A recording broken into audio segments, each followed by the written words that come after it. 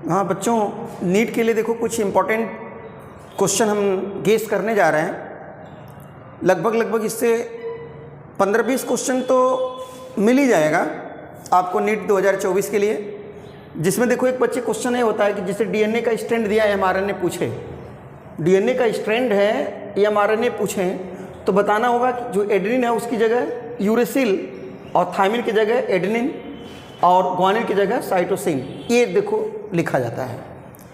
Second question का तरीका ये भी होता है कि जैसे डायरेक्शन दिया, इसमें देखो डायरेक्शन नहीं दिया था तो एडेनिन की जगह यूरेसिल लगाया था आपने। आज अगर डायरेक्शन दिया हो 5 प्राइम टू 3 प्राइम डीएनए लिखा हो या mRNA पूछे तो आपको क्या करना होगा, जहाँ जहाँ थायमिन है वहाँ यूरेसिल लिख देना, बाकी ज्यों करते हो। सेकेंड क्वेश्चन देखो बेटा, डीएनए दिया होगा, डीएनए की स्ट्रैंड और पूछ देगा कंप्लीमेंट्री स्ट्रैंड बताओ, तो क्या करना होगा 5 प्राइम टू 3 प्राइम डीएनए का एक स्ट्रैंड दिया है तो आरएनए का माने डीएनए का दूसरी स्ट्रैंड बना दोगे 3 प्राइम टू 5 प्राइम, इसको रीड कर देंगे 5 की तरफ से, तो देखा 5 की तरफ जी है, सी है, ए है, तो 5 की तरफ से रीड कर देंगे, ये कंप्लीमेंट्री हो जाता है। हार्डी-वेनबर्ग प्रिंसिपल पर एक क्वेश्चन जरूर आता है कि एलेलिक फ्रीक्वेंसी रिसेसिव जीन का 0.4 कैलकुलेट द हेट्रोजाइगस। तो हेट्रोजाइगस कैसे, हेट्रोजाइगस का मतलब 2pq, तो आप ये फार्मूला ये पढ़ा होगा p² + 2pq + q² = 1 होता है। p को डोमिनेंट कहते हो, q को रिसेसिव कहते हो, pq मतलब हेट्रोजाइगस होता है। तो इसका निकालेंगे p + q = 1 जीन के लिए, तो इसका p का डोमिनेंट का जीनोटाइप जीन आएगा 0.6, तो हेट्रोजाइगस 2pq, तो ये 48 आ जाएगा, ये भी याद रख लेना। क्वेश्चन गैमिट निकालने पर एक सवाल आता है, गैमिट कैसे निकालते हैं, तो गैमिट का मतलब 2 के पावर n का मतलब हेट्रोजाइगस, देखिए 2 के पावर n, इसको ये जरूर पढ़ लेना। बेटा एक आता है IVF, इस पर एक क्वेश्चन आता है। IVF का पूरा नाम इन विट्रो फर्टिलाइजेशन बॉडी के बाहर होता है, उसमें देखो एक आता है ZIFT, test tube baby, ET और IUT और ICSI। ZIFT का पूरा नाम जाइगोट इंट्राफैलोपियन ट्रांसफर, ये 8 सेल स्टेज को बना करके उसको फैलोपियन ट्यूब में ट्रांसफ़र करते हैं। टेस्ट ट्यूब बेबी में 16 से 32 सेल को ट्रांसफ़र करते हैं। ये बच्चों गलती करते हैं ज़्यादा। ICSI को वो समझते हैं इन विवो में, इन विवो नहीं है, वो इन विट्रो में आता है, क्योंकि लैब के अंदर ओवम के साइटोप्लाज्म में स्पर्म को इंजेक्ट किया जाता है, इसका नाम है इंट्रासाइटोप्लाज्मिक स्पर्म इंजेक्शन। बेटा कुछ का फुल फॉर्म नाम याद रखिएगा, जो लिखे हमने इसको ज़रूर देख लीजिएगा। जैसे इलिसा का पूरा नाम एंजाइम लिंक्ड इम्यूनोसार्बेंटेस से, गैमिट इंट्राफैलोपियन ट्रांसफ़र, ये GEAC genetic engineering approval committee, इसके बाद MOT multiple ovulation embryo transfer technology. इस तरह से ये पूरे का नाम आप लोग जरूर याद करना, एक क्वेश्चन आता है। लिम्फोसाइट नाम सुना होगा, इस पर एक क्वेश्चन आता है। लिम्फोसाइट को ही NK सेल कहते हो, क्या कहते हो बताओ, NK सेल। लिम्फोसाइट 2 प्रकार की, B सेल और T सेल। B के लिए HB², F means fast, H means humoral, B means bone marrow और एक B मीन्स B लिम्फोसाइट होता है। B लिम्फोसाइट का मैचुरेशन बोन मैरो में होता है। अब B लिम्फोसाइट से ह्यूमोरल इम्यूनिटी, जिसको एंटीबॉडी मीडिएटेड इम्यूनिटी भी कहते हैं। दूसरा होता है T सेल, SCT² याद करना है, SCT²। S means slow, C माने सेलुलर, T मीन्स थाइमस और T माने T लिम्फोसाइट। तो T लिम्फोसाइट का मैचुरेशन थाइमस में और T लिम्फोसाइट से सेलुलर इम्यूनिटी होता है, जिसको CMI के नाम से जानते हैं। ये बहुत इंपॉर्टेंट है, किसी आर्गन ट्रांसप्लांटेशन में इसी CMI को सप्रेस किया जाता है तो बॉडी आर्गन को एक्सेप्ट कर लेती है। इसके बाद इम्यूनोग्लोबुलिन को IG से रिप्रेजेंट करते हैं। ये केमिकली ग्लाइकोप्रोटीन की बनी है। इसका सीक्वेंस पढ़ना, गम दे सबसे ज़्यादा मात्रा में G, सबसे कम मात्रा में E एलर्जी के लिए, E कोलोस्ट्रम में पाई जाती है और जो G है वो प्लेसेंटल होती है। इस एंटीबॉडी के अंदर, इस इम्यूनोग्लोबुलिन के अंदर 2 heavy chain, 2 light chain H2L2 और उनके बीच में डाइसल्फाइड बॉन्ड होता है, और इस टोटल डाइसल्फाइड बॉन्ड का नंबर कितना है, 16 याद करना। बेटा इम्यूनिटी का मतलब होता है कि किसी भी जर्म से या किसी पैथोजन से बॉडी के अंदर वह क्षमता जो उससे फाइट करे, यानी fight against germ, body has ability to fight against germ, उसी को इम्यूनिटी बोलते हैं। यानी डिजीज रेजिस्टेंस कह दोगे शॉर्ट में। इम्यूनिटी का मतलब डिजीज रेजिस्टेंस। इम्यूनिटी 2 प्रकार की, इनेट और एक्वायर्ड। इनेट का मतलब जो जन्म से आती है, भाई जन्म से आती है उसको इनेट कहते हो, यानी सिंस बर्थ, इसको नॉन स्पेसिफिक कहते हो। इसके अंदर 4 बैरियर, ये तो जरूर आता है कि क्वेश्चन यहाँ इंपॉर्टेंट है। फिजिकल, सेलुलर, फिजियोलॉजिकल और साइटोकाइन। फिजिकल में स्किन म्यूकस, सेलुलर में लिम्फोसाइट आती हैं, बोन मैरो आती है, क्या नाम उसका, न्यूट्रोफिल आती है, पीएमएनएल कहते हैं उसको, मैक्रोफेज जिसको मोनोसाइट कहते हो, लार्ज डब्ल्यूबीसी, ये फैगोसाइटिक का काम करती हैं। फिजियोलॉजिकल में टीयर हो गया, एचसीएल हो गया, सलाइवा हो गया। साइटोकाइन में इंटरफेरान जो वायरस अटैक करता है, तो वायरस के अटैक करे हुए या इन्फेक्टेड वायरस सेल के द्वारा इंटरफेरान निकलता है, और ये इंटरफेरान एंटीवायरल एजेंट कहलाता है जो नॉन इन्फेक्टेड सेल को प्रोटेक्ट करने का काम करता है। सेकेंडरी जो एक्वायर्ड इम्यूनिटी जन्म के बाद आती है, आफ्टर, इसको बोलते पैथोजन स्पेसिफिक होती है। इसमें जब कोई पैथोजन अटैक करता है तो बॉडी पहले लो रिस्पांस देती है, उसको प्राइमरी रिस्पांस लो इंटेंसिफाई, और सेकेंडरी हाई रिस्पांस होता है, हाई इंटेंसिफाई होता है, और ये इसके लिए जिम्मेदार लिम्फोसाइट होती हैं। ये लिम्फोसाइट पढ़ा है आपने, बी लिम्फोसाइट और टी लिम्फोसाइट। टी लिम्फोसाइट खुद एंटीबॉडी नहीं बनाती बल्कि हेल्प करती है बी सेल को, वो एंटीबॉडी बनाती है। उसके बाद एक्वायर्ड और पैसिव, माने एक्टिव और पैसिव इम्यूनिटी जरूर पढ़िएगा। पैसिव इम्यूनिटी जो होता है रेडीमेड होता है, पैसिव में नेचुरल और आर्टिफिशियल पढ़ना। नेचुरल में जैसे कोलोस्ट्रम है, फर्स्ट मिल्क होता है, माँ का पहला जो दूध है कोलोस्ट्रम कहलाता है, उसमें एंटीबॉडी IgA होती है, और प्लेसेंटा ये नेचुरल में आता है। आर्टिफिशियल में ATS होता है, BCG होता है, उसका जो वैक्सीन दी जाती है वो सब नेचुरल में आता है। बेटा अब इसके बाद इवोल्यूशन मैन के लिए सीक्वेंस पढ़ना, जैसे सबसे पहले Dryopithecus, Ramapithecus, Australopithecus, Homo habilis, Java man, Peking man, Neanderthal man, Cro-Magnon man, modern man आता है। इसका सीक्वेंस जरूर पढ़ना। आपने क्रेनियल कैपेसिटी सबका लिख दिया है, उसको जरूर देखना। हम लोगों के नज़दीक क्रेनियल कैपेसिटी किसकी है? निएंडरथल की। अब मॉडर्न मैन का डायरेक्ट एंसेस्टर कौन है? क्रो-मैग्नन। और आग का यूज कौन किया? जावा। डेड बॉडी को दफनाने का काम कौन किया? निएंडरथल। इस पर जरूर पढ़ना। होमोलॉगस एनालॉगस दो तरह के आर्गन होते हैं। जो एनालॉगस आर्गन होता है उसको कन्वर्जेंट इवोल्यूशन कहते हैं। इसके 3 एग्जाम्पल तो जरूर पढ़ना कि आई ऑफ मैन और ऑक्टोपस, फ्लिपर ऑफ पेंगुइन और व्हेल या सील, डॉल्फिन, और स्वीट पोटैटो और पोटैटो। स्वीट पोटैटो रूट का मॉडिफिकेशन है, तो पोटैटो स्टेम का मॉडिफिकेशन है। इसका मतलब कि फंक्शन सेम है, ओरिजिन डिफरेंट है। बेटा केमिकल इवोल्यूशन पर एक क्वेश्चन आता है, केमिकल इवोल्यूशन और ऑर्गेनिक इवोल्यूशन। केमिकल इवोल्यूशन को इनऑर्गेनिक इवोल्यूशन कहते हो, उसको ट्रिक याद करना। हीरोसा हेल्डन इंग्लैंड के हैं, ओपेरिन रसिया के हैं, स्टैनले मिलर अमेरिका के हैं। हीरोसा, स्टैनले मिलर ने एक्सपेरिमेंट का नाम इलेक्ट्रिक डिस्चार्ज ऑपरेटर, उसको साइमुलेटेशन एक्सपेरिमेंट कहते हैं। एक्सपेरिमेंट में methane, ammonia, hydrogen, water vapour लिया, 2:1:3 के रेशियो में लिया।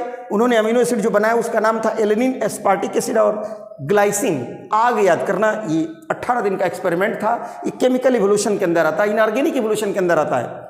उसके बाद camouflage, copy with environment, industrialism natural selection का एग्जाम्पल है।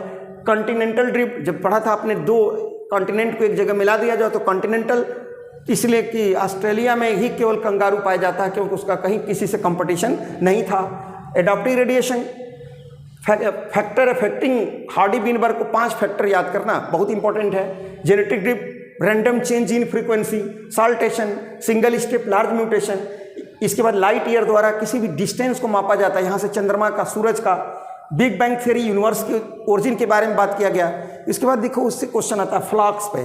फ्लाक का मतलब होता है मेस लाइक स्ट्रक्चर होता है जिसमें मास बैक्टीरिया फंजाई होता है, उसको बोलते हैं। सेकेंडरी ट्रीटमेंट के अंदर आता है। बीओडी का मतलब होता है बायो केमिकल ऑक्सीजन डिमांड। जब बीओडी बढ़ेगा तो वाटर पोल्यूशन बढ़ेगा। बीओडी इन्वर्सली प्रोपोर्शनल होती है डिजॉल्व ऑक्सीजन के। बेटा ये जरूर याद करना होता है बायो कंट्रोल एजेंट। तो बायो कंट्रोल एजेंट 4 हैं। इंसेक्ट, उसमें लेडी बर्ड और ड्रैगन फ्लाई होता है। लेडी बर्ड एफिड को खाती है और ड्रैगन फ्लाई मॉस्किटो को। बैक्टीरिया में बीटी का पूरा नाम bacillus thuringiensis। BT bio weapons का काम करता है। जिस पौधे के अंदर बीटी जीन को रखा गया है उस पौधे के लिए वो इनएक्टिव फॉर्म में है। जब उसको इंसेक्ट खाएगा तो इंसेक्ट के गट में वो बीटी का जो जीन इनएक्टिव प्लांट में था वो एक्टिव हो जाता है और वो उसको मतलब इंसेक्ट को किल कर देता है। इसके बाद फंजाई में ट्राइकोडर्मा होता है। ट्राइकोडर्मा ये रूट बार्न पैथोजन के लिए नाम दिया जाएगा। वायरस में baculovirus attack on pathogen insect and some arthropods. अब बैकुलोवायरस का जीनस न्यूक्लियो पॉलीहेड्रोवायरस होता है। बच्चों बायो फर्टिलाइजर को ऑर्गेनिक फार्मिंग कहा जाता है। जैसे नहीं होता है केमिकल फर्टिलाइजर को स्विच ओवर करके भाई ऑर्गेनिक जैव उर्वरा बोलते हैं, इसको जैव खाद बोलते हैं, गोबर की खाद, पत्ती को सड़ा के खाद, तो इसको बायो फर्टिलाइज़र के अंदर रखा जाता है। बायो फर्टिलाइज़र के अंदर बैक्टीरिया, फंजाई और साइनोबैक्टीरिया के द्वारा बनाई जाती है। अब बैक्टीरिया में आपने फेमस नाम देखो, राइजोबियम सुना होगा, जो कि लेगुमिनस प्लांट के रूट में राइजोबियम सिम्बियाटिक एसोसिएशन होता है जो नाइट्रोजन को फिक्स करने का काम करता है। इसीलिए देखा होगा दलहनी फसलों को लगाने के बाद अगर उसमें कोई दूसरी क्रॉप को बोते हैं तो उसकी पैदावार बढ़ जाती है, क्योंकि वहाँ पर नाइट्रोजन की मात्रा बढ़ जाती है। फंजाई में आता है माइकोराइजा। माइकोराइजा का मतलब होता है कि association of fungi with root of higher plant is known as mycorrhiza. Genus mycorrhiza का ग्लोमस होता है। Mycorrhiza help in absorption of phosphorus, ये डार्ट से बचाने का काम करती है। बायोटिक स्ट्रेस, माइकोराइजा एक तरह से रेजिस्टेंस का काम करती है। इसके बाद साइनोबैक्टीरिया, साइनोबैक्टीरिया ऑटोट्रॉफिक होता है, फिलामेंटस होता है, यूनिसेलुलर होता है, और इसमें नास्टाक और एनाबेना आता है। नास्टाक साइकस के कोलराइड रूट में है, तो एनाबेना इजोला के लीफ में, वो पैडी क्रॉप याद रखना, पैडी क्रॉप के लिए एनाबेना आता है। इसके बाद बेटा बायो एक्टिव मॉलिक्यूल, ये दो जरूर याद करना, साइक्लोस्पोरिन ए और स्टेटिन। साइक्लोस्पोरिन ए ये इम्यूनोसप्रेसिव होता है, ट्राइकोडर्मा पॉलीस्पोरम के द्वारा निकाला जाता है, आर्गन ट्रांसप्लांटेशन में इसका यूज होता है। स्टेटिन ईस्ट के द्वारा निकाला जाता है, मोनेस्कस परप्यूरियस, ईस्ट मोनेस्कस परप्यूरियस, और ये ब्लड में कोलेस्ट्रॉल की मात्रा को घटा देने का काम करता है। फिर एसिड पढ़ना, एसिड में ये 4 एसिड है जिसमें सिट्रिक एसिड ज़्यादा इंपॉर्टेंट है, ये एस्परजिलस नाइगर से निकाला जाता है। उसके बाद बेटा एंजाइम, ये तीनों पढ़ लेना, बहुत इंपॉर्टेंट है। एंजाइम में लाइपेज डिटर्जेंट में मिला दिया जाए ताकि कपड़े के ऊपर जो स्पॉट है, ऑयल स्पॉट है, उसको दूर करने का काम करेगा। पेक्टिनेज प्रोटीएज बोटल जूस को क्लैरिफाई करने का काम करता है। स्ट्रेप्टोकाइनेज क्लॉट बस्टर का काम करता है, मायोकार्डियल इन्फ्रेक्शन में काम आता है। स्ट्रेप्टोकोकस बैक्टीरिया के द्वारा स्ट्रेप्टोकाइनेज निकाला जाता है। सबसे पहली एंटीबायोटिक का नाम पेनिसिलिन है, उसको अलेक्जेंडर फ्लेमिंग ने बनाया था। वो स्टडी कर रहे थे बैक्टीरिया पर, बट ग्रो कर गया वहाँ फंगस, उसका नाम था ग्रीन मोल्ड, पेनिसिलिनियम नोटेटम, उसी से पेनिसिलिन को तैयार किया गया। 1945 में 3 वैज्ञानिकों को, फ्लेमिंग को, चेन को, फ्लोरे को नोबेल प्राइज मिला था इस काम के लिए। इसके बाद विदाउट डिस्टिलेटेड में बीवरेज में कौन आता है, तो वाइन और बियर को विदाउट डिस्टिलेटेड कहते हो। ईस्ट 2 प्रकार की होती है, बेकर ईस्ट और वीवरर ईस्ट। बेकर ईस्ट से ब्रेड बनाया जाता है, ब्यूरर ईस्ट से बीवरेज वगैरह बनाया जाता है। ये ब्रेड और बियर किससे है, ईस्ट से बनाया जाता है। हेपेटाइटिस बी का वैक्सीन ईस्ट से बनाया जाता है। और बायोगैस के लिए इंपॉर्टेंट है, बायोगैस का किसके लिए योगदान है, तो KVIC और IARI, Indian agricultural research institute और खादी विलेज इंडस्ट्रियल कमीशन, ये दोनों लोग मदद करते हैं किसके लिए, बायोगैस के लिए, प्रोडक्शन के लिए। बायोगैस में 4 गैसेज हैं, मीथेन है, कार्बन डाइऑक्साइड है, H2S और हाइड्रोजन है। अब बेटा जेनेटिक कोड पर, जेनेटिक कोड का मतलब नाम जॉर्ज गैमो ने दिया था। सीक्वेंस अमीनो एसिड जो प्रोटीन सिंथेसिस या ट्रांसलेशन में मदद करता है, उसी का नाम जेनेटिक कोड दिया जाता है। जेनेटिक कोड में nitrogen base 4, amino acid 20, codon total 64 हो जाएंगे, क्योंकि 4 नाइट्रोजन बेस का 4 का क्यू करेंगे तो ये आ जाएगा 64, जिसमें नॉनसेंस 3, तो नॉनसेंस का नाम होता है UAA, UAG, UGA, वाग उगा, नॉनसेंस कोडान। उसके बाद सेंस कोडान में 61 होते हैं, जिसमें AUG यानी first initiating codon is AUG, वो कोड करता है मेथियोनिन को। ये 6 पॉइंट जो लिखा है जेनेटिक कोड के साइलेंट फीचर में, वो जरूर याद करना है। एक क्वेश्चन पक्का है, फिक्स्ड है, गारंटी है। फर्स्ट जेनेटिक कोडान AUG होता है, जिसको AUG मेथियोनिन को कोड करता है, डुअल फंक्शन होता है। अब बेटा जैसे दे दिया है AUG दिया है 5 to 3, इसको पढ़ते हो कोडान, एंटी कोडान को पढ़ते हो tRNA पर, इसका नाम होगा tRNA। तो tRNA, तो कोडान की डायरेक्शन 5 to 3 है, तो एंटी कोडान 3 to 5 होगा। इस तरह से लगा लेना। कभी कभी ये भी क्वेश्चन आता है कि कोडान दिया है, एंटी कोडान बताओ।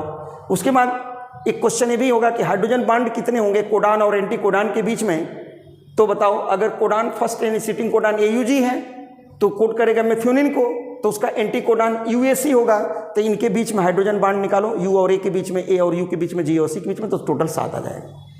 UTR पढ़ा आपने, UTR का पूरा नाम अनट्रांसलेटेड रीजन, इस पर भी क्वेश्चन आता है। ये दोनों साइड होता है, 5 की तरफ भी, 3 प्राइम की तरफ भी। और राइबोजाइम का नाम सुना होगा, बहुत ही अच्छा क्वेश्चन है। राइबोजाइम, राइबोजाइम RNA जो इंजाइम का काम करता है उसका नाम राइबोजाइम होता है।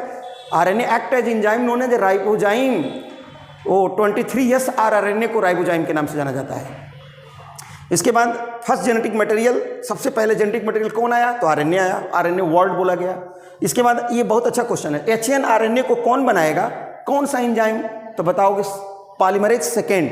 तो बेटा याद करो 1 2 3 RMT पॉलीमरेज फर्स्ट बनाएगा आरएनए, पॉलीमरेज सेकेंड बनाएगा एमआरएनए, पॉलीमरेज थर्ड बनाएगा टीआरएनए को। उसीलिए देखो डीएनए से डीएनए जब बनता है तो उसको रेप्लिकेशन, डीएनए से एचएनआरएनए बनता है ट्रांसक्रिप्शन, एचएनआरएनए से एमआरएनए स्प्लाइसिंग, और एमआरएनए से प्रोटीन बनता है तो ट्रांसलेशन।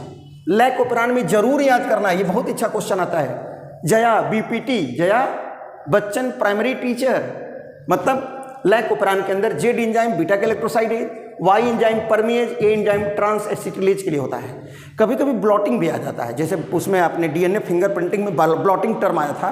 ब्लॉटिंग का मतलब होता है जैसे डीएनए के लिए सॉदर्न ब्लॉटिंग, आरएनए के लिए नॉर्दर्न ब्लॉटिंग, प्रोटीन के लिए वेस्टर्न ब्लॉटिंग। तो ट्रिक बेटा बताया क्या? Snow drop, snow drop. Gel electrophoresis पर भी ये श्योर है क्वेश्चन आता है यहाँ पर, पिछले साल भी आया था, पिछले साल यही आया था कि किससे स्टेनिंग करते हैं? थ्रीडियम ब्रोमाइड से।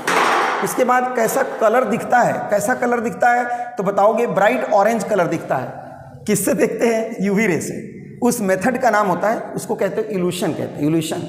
सीविंग स्पूलिंग भी आता है भाई। कहीं मान लो जैसे इसी जगह कोई प्लांट सेल ले लो, चाहे कोई एनिमल सेल ले लो, उनमें से अगर डीएनए के थ्रेड को निकालना है, होल थ्रेड आप डीएनए को अगर आइसोलेट करेंगे तो उस प्रोसेस का नाम स्पूलिंग होता है। तो इसके लिए जरूरी था, ये क्वेश्चन आता है, चिल्ड इथेनॉल वाला पॉइंट पढ़ लेना, ये आता है। जेनेटिक मटेरियल बिना किसी एक्सेप्शन का तो कौन है? न्यूक्लिक एसिड है। ये न्यूक्लिक एसिड 2 प्रकार के होते हैं, डीएनए और आरएनए। डीएनए ज़्यादातर ऑर्गेनिज्म में जेनेटिक मटेरियल होता है। पीसीआर पर भी क्वेश्चन आता है। पीसीआर का पूरा नाम पॉलीमरेज चेन रिएक्शन, कैरी मूलिस ने इसकी खोज किया था। इसको डीएनए एम्प्लीफिकेशन कहते हैं। इसके अंदर 3 स्टेप होते हैं, डीनेचुरेशन, एनिलिंग और एक्सटेंशन। डीनेचुरेशन में डीएनए को जब हीट करते हैं 94 to 96 डिग्री सेंटीग्रेड पर, तो क्या हो जाता है? सिंगल स्टैंडर्ड हो जाता है। तो उसके बाद आरएनए पॉलीमर की यूज करते हैं। उसके बाद टैग पॉलीमरेज को जैसे एनिलिंग प्रोसेस में यूज किया जाता है। उसके बाद एक्सटेंशन किया जाता है। तो 30 साइकिल में भी 1 बिलियन डीएनए के आसपास बन जाता है। उसमें थर्मोस्टेबल बैक्टीरिया का नाम थर्मस एक्वेटिकस होता है, जो बहुत अच्छा क्वेश्चन है। थर्मस एक्वेटिकस, वो 72 डिग्री पर रेजिस्टेंस होता है, याद रखना। उसके बाद पीबीआर 322 जो है, पीबीआर 322 में पी मीन्स होता है plasmid, B means Bolivar, R means Rodriguez और 322 ऑर्डर ऑफ स्ट्रेन। तो पीबीआर 322 एक प्रकार का आर्टिफिशियल प्लाज्मिड है, जिसमें उसमें 2 साइट होता है, एक टेट्रासाइक्लिन, एक एम्पिसिलिन रेजिस्टेंट। अगर बैमेचुअन के टेट्रासाइक्लिन में किसी फॉरेन डीएनए को जोड़ा जाएगा इस वेक्टर के साथ, इस वेक्टर डीएनए के साथ फॉरेन डीएनए को जोड़ा जाएगा तो ये बन जाएगा recombinant DNA. Vector DNA, foreign DNA, recombinant DNA. जब रिकम्बिनेंट डीएनए बन गया तो इसका कलर क्या हो गया? कलरलेस हो गया। इधर साइड इसका क्रोमोजेनिक प्रॉपर्टी खत्म हो गया, ये कलरलेस हो गया, यानी रिकम्बिनेंट हो गया। बट इधर रिकम्बिनेंट नहीं है तो ये ब्लू कलर है। अगर इधर जोड़ेंगे तो ये कलरलेस होगा, ये ब्लू कलर होगा। तो इस पर बच्चों को नहीं आता है, ये देखना बहुत इंपॉर्टेंट क्वेश्चन होता है।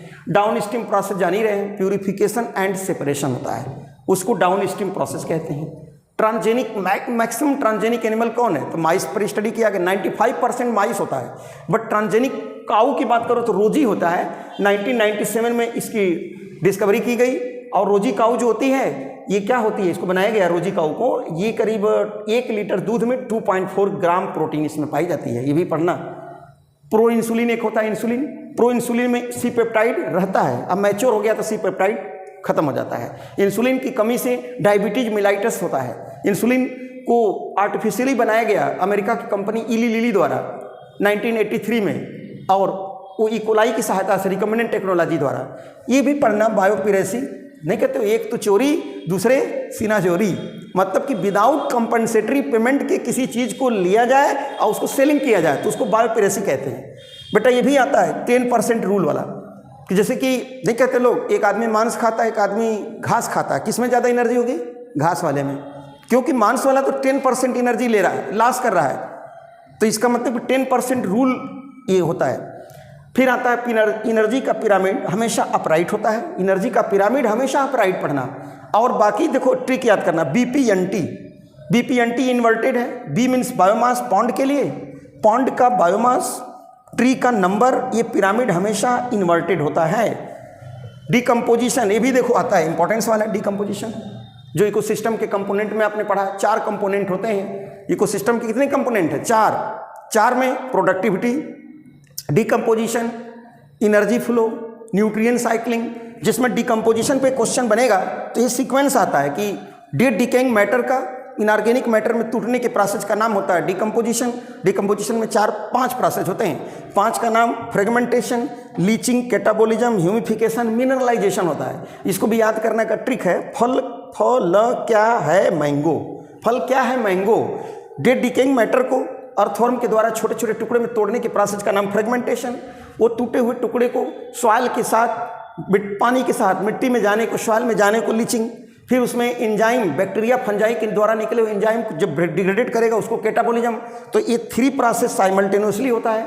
फिर ह्यूमिफिकेशन होता है। ह्यूमिफिकेशन में डेड एमार्फस ब्लैक कलर का हो जाता है, वो रेजिस्टेंस होता है, उसके लिए माइक्रोब्स का कोई एक्शन नहीं होता है और मिनरल बन जाता है तो मिनरलाइजेशन कहलाता है। डिकम्पोजिशन के लिए ऑक्सीजन बहुत जरूरी है। हाई टेम्परेचर होगा तभी डिकम्पोजिशन फास्ट होगा।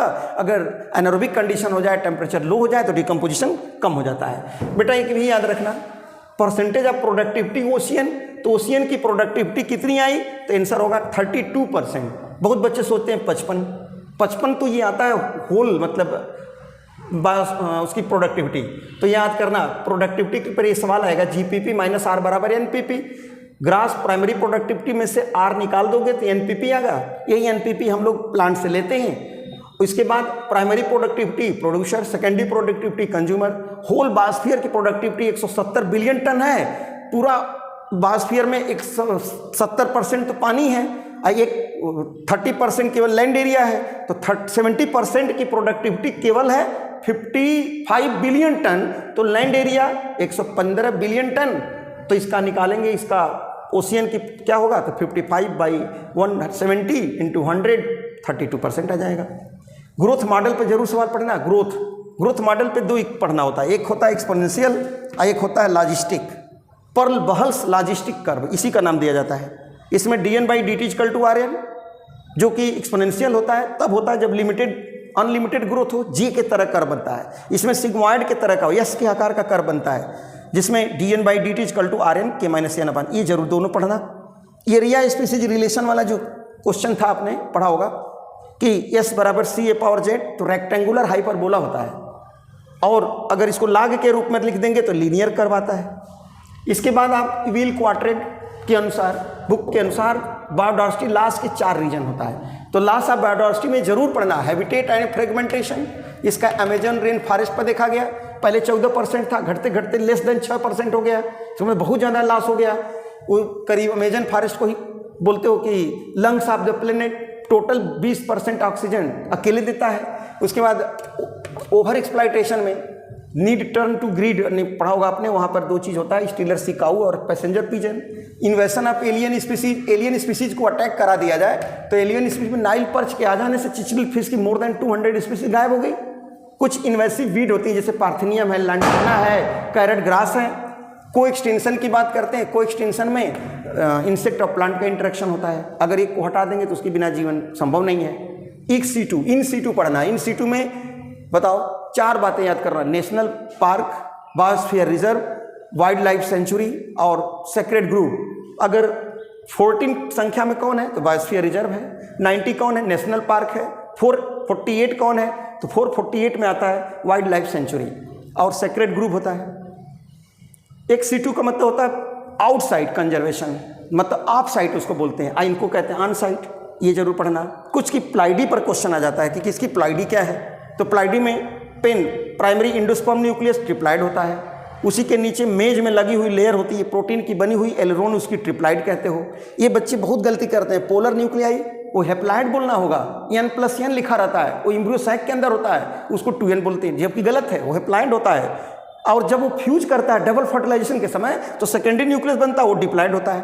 एम्ब्रियो सैक को फीमेल गैमेटोफाइट कहते हो, हेप्लाइड होता है। उसके बाद स्कूटेलम, मोनोकाट के अंदर कॉटिलेडॉन का नाम स्कूटेलम होता है और स्कूटेलम डिप्लाइड होता है, उसको बोलते हैं। उसके बाद पेरिस्पर्म, जब न्यूक्लियस बचा रह जाता है तो उसका नाम पेरिस्पर्म होता है। पेरिस्पर्म की प्लाइडी क्या है 2N। इस तरह से बच्चों याद कर लो। Thank you.